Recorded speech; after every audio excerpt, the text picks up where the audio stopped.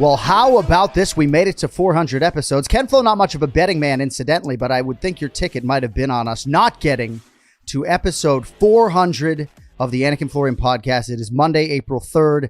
The year is 2023. I remember when we began this show in Los Angeles, TJ DeSantis at the helm 8 years ago, April of 2015, and still going, kid. We're still fucking going.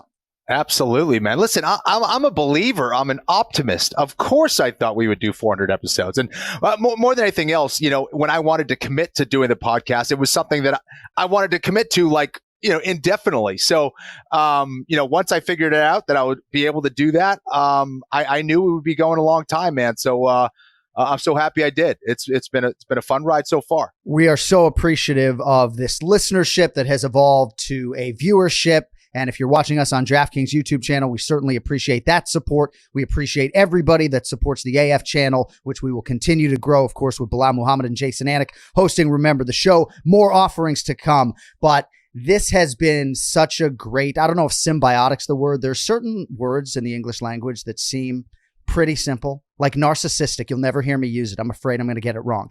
But symbiotic relationship between us and the listeners. Nothing makes me happier than when I come across an Anik and Florian podcast listener or viewer on the road. And we really appreciate the support, because I'd imagine there were times when maybe Ken Flo and I, as we're going from Fox out of that licensing deal, trying to figure out the next step and getting Longo to continue to be on board for like 395 of these episodes.